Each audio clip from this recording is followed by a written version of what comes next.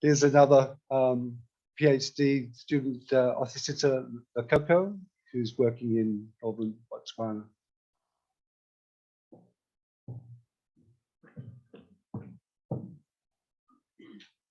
Thank you so much. My name is Othusitse Lekoko. I'm from Botswana. I'm a PhD student. My difficult assignment is basically, after all the speakers, I need to put together all the information and come up with a PhD project. So, how do I move ahead? It's not moving. Okay, yeah, well, just the normal acknowledgements there. I would like to acknowledge that this meeting is being held on the traditional lands of the Larakia people. I pay my respects to the traditional custodians, elders, and people, past, present, and emerging. I extend my respect to all Aboriginal and Torres Strait Islander peoples.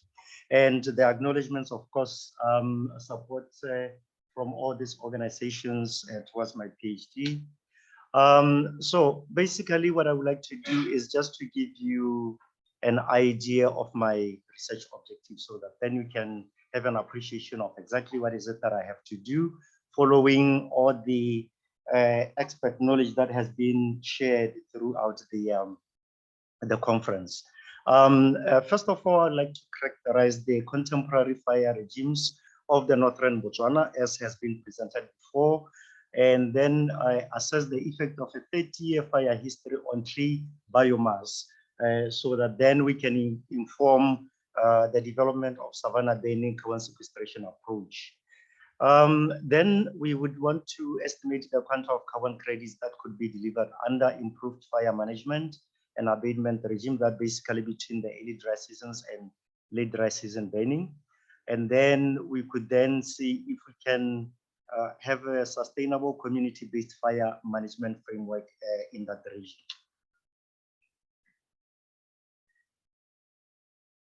It probably takes a few seconds to change. Or I might click in the wrong button. Okay, fine. Quickly to give you a background of where my project is basically in Botswana, which is a sub-Saharan country with a landmass of 580,000 square kilometers. We have shared some of this information before throughout the conference with those who participated physically. We have a small human population of about 2.5 million. But what is of importance to this project is that the area is covered with subtropical savannas, which cover more than 70% of the landmass. And what is also of importance here is that the country's economy revolves around cattle industry, which then generates beef for export, which is the second contributor to GDP after diamond mining. We also have tourism as the third contributor to GDP. So it's very important that then we bring that into perspective when we talk about fires in the country. The project area, like has just been described earlier in the presentation, will be around Kasane area, which the annual mean rainfall around those areas could be as high as 650 millimeters of rainfall. What is also of interest here is, has already been said by the previous speaker, that we have similar conditions to Australia. So we are then looking at how can we replicate some of the activities that have been undertaken in Australia for our particular region.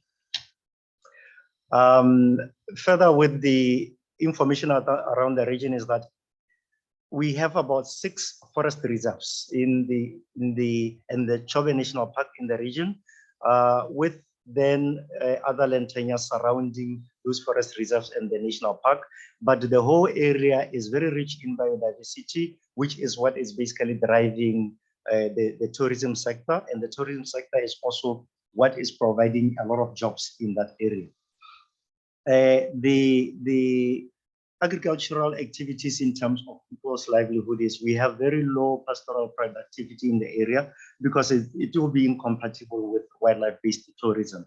The region has the highest population of elephants in the continent, where I think in some estimates we have been around 140,000 heads of elephants. In terms of the literature review, I will just skip through this quickly. We experience late dry season fires with significant impacts on the type of vegetation that has already been presented by the earlier speakers that we refer to as the Miombo ecoregion. We then look at the effectiveness of how fire management has always been in the region, and we find that the contemporary fire regimes have not really been working as much as we would have loved. So like in Australia, fire regime is such that much of the carbon captured by vegetation is then rapidly returned into the atmosphere.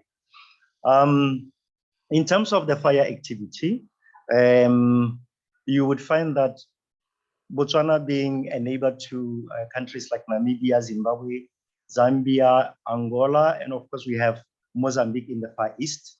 But we share the same type of vegetation where the project area will be around here in Kasane. And you can see that we pretty much are very close to Zambia, Zimbabwe, Namibia, through Caprivi Strip and into Angola. Zooming into the area, my area of focus would be around the Chobe area, which is about this block here. And the fire regimes that we have already mapped over time show that there is high prevalence of fires around the Chobe area, a little bit in the eastern part of the district, and a little bit in one of the areas that is primarily of human settlements. And the Tsodilo area that was earlier presented by Robin would be around this A block here. So in looking at the fire regimes, of course, zooming in, you can still further see that of the forest reserves that we're talking about, pretty much all of them fall within the areas of varied fire regimes, coming from no fire to medium fires and high prevalence of fires. Another interesting aspect, which I already mentioned, is impact by elephants. And you can see pretty much the distribution of elephants, which was done at through one study. It just shows the distribution of elephants around the region, around the region, of course, within the Botswana block only. But it's one of the things that then we look at the cumulative impacts that are brought about by fire and elephants. So during the study, you will find that we are trying to look at what is actually happening in the areas where we have like a high prevalence of fires, as well as utilization by elephants and of course other animals and large ungulates. Further background, I will run through this quickly as well. Savannas are recognized as the most fire-prone of the Earth's biomes, contributing to as much as 90% of annual fire extent. This is also coming from a presentation by Dr. Ribeiro earlier, that you do see a lot of this vegetation type that extends into the neighboring countries. We have 60 to 70% of the global fire extent in that region, with more than half occurring in the southern hemisphere and responsible for about 29% of emissions. And then I brought in some other studies that were done before, basically showing the Miombo ecoregion, which is slightly different from what was shown earlier, but this is coming from 2012. So as the reassessments are done, you'll find that there's slightly some difference in the description of exactly where the Miombo will be distributed.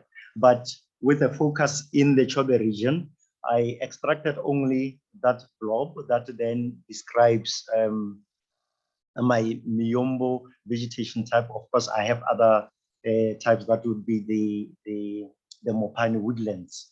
And this, I'm trying to also look at the fire regimes around the areas where then there is an overlap between the Miombo ecosystem and the fire regimes in the northern Botswana. I was fortunate to find that back in 1992, government of Botswana and the Norwegian Institute of Forestry carried out a forest inventory study at all the 6 forest reserves, of which 4 of them actually intersect with the mapped Miombo region within Botswana. So I have about 90 plots that are permanent sampling plots that I'm trying to relocate and look at what has happened over time in relation to the fire regime in the area. Also, a snippet of the vegetation that exists there, you would find that during the wet season, the vegetation will be as lush as that, well-lived, but then it's so deciduous that you have all the litter fall that then contributes to the fuel load that would be on the ground, so that when the fires come, they can burn so much that there is very little that is left on the ground. So there really has to be a way that we can manage these fires. In the Australian context, it has been demonstrated that enhanced savanna fire management for greenhouse gas abatements and carbon sequestration has the potential for financial benefits for local communities. And indigenous-led carbon projects have created seasonal jobs that would be very valuable in the context of our communities back home. And then the potential to replicate some of the methods that are found in Australia would be very helpful in so many parts of Africa, including Botswana, of course. But it is very important that accurate measurements are done, especially if the interest is to obtain financial rewards for the amount of carbon sequestered. So as my assessment, I basically just looked at the area vis-a-vis the plots that were installed back in 1994, and this is one of the forest reserves, which is on the western part of the Chobe district. But then it shows that it does overlap with the Miombo ecosystem that I am interested in.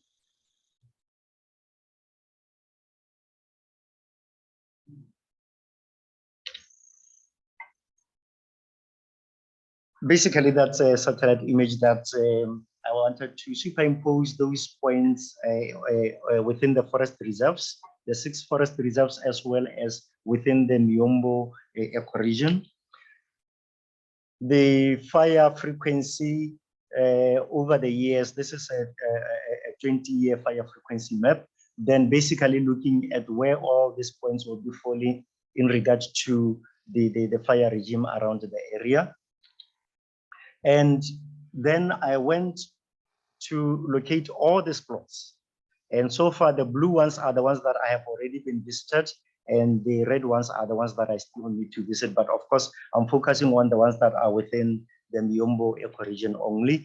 And the interesting thing is when you get there, these are the texts that were done back in 1992. Some of them have been swallowed by the trees, showing that there's actually some growth on the biomass. But of course, in terms of the plots themselves, we find that there is a lot of activity in terms of fire. Some of the texts are just found on the ground, but you can also find that the way the fire attacks the tree, there would have been a scar on the tree that then progressively over the years, the fire will start eating the inside of the tree.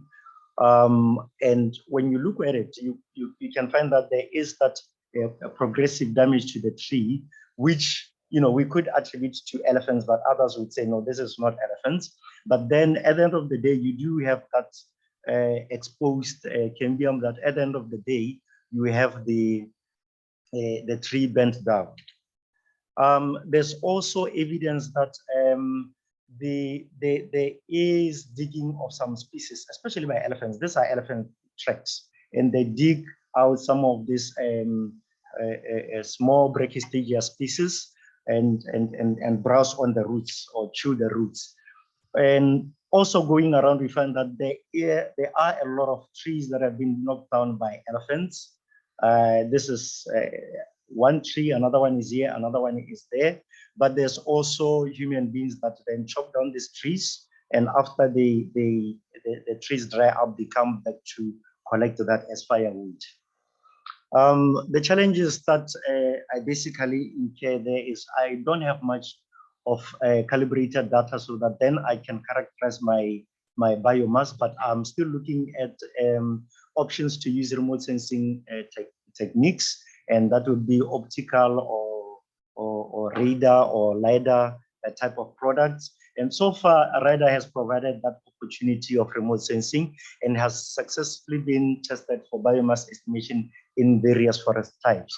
So we also have limited resources, and the policy in the regions also is not yet ripe for introduction of the carbon sequestration and benefit systems. As well as the volunteerism system that we were talking about earlier, that we need to be looking into whether the communities are ready to volunteer to participate in some of the programs.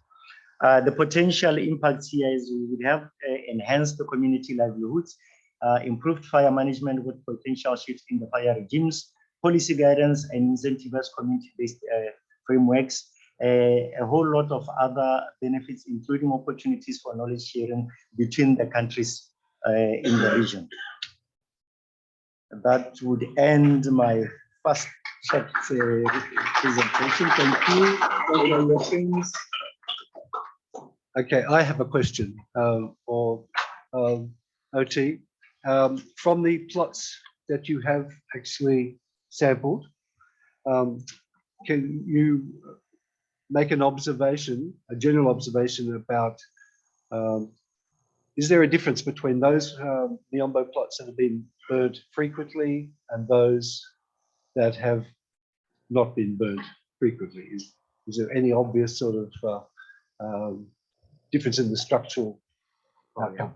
Okay, yeah, well, yes. In terms of the structural outcome, it's very visible that there are areas that have experienced the frequent burning by the structure of the vegetation itself. You find that there is a quite nice succession of vegetation around areas with less frequent fires. But where there is a lot of fire, you find that there's either large trees and some that are stunted or probably just trapped in that cycle and with a lot of grasses as the understory. No. I have a question. Yeah. Yeah, okay, we'll give you one, please. Yeah, a comment. I just have a comment, but I think someone just highlighted it because I was just wondering if there is any noticeable difference between elephants' destruction and the fire in those forest reserves. But also, I would like to maybe check with the presenter if he has checked with the Department of Forestry and Range Resources, because they had a big pilot study on biomass estimation in the Chobe. It was a GIS SADC funded project. So maybe you can check with them as well, just to get more data and try to understand what has been done in relation to that. Thank you. Yes, thank you. Your last question quickly. Yes, I am in close collaboration with the Department of Forestry and Range Resources, and they are sharing whatever data they have with me.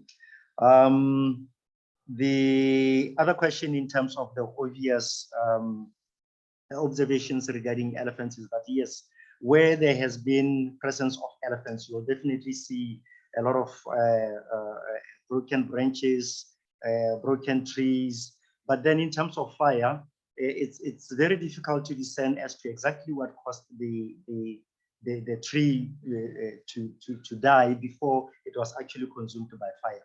So that is where probably we would further look into.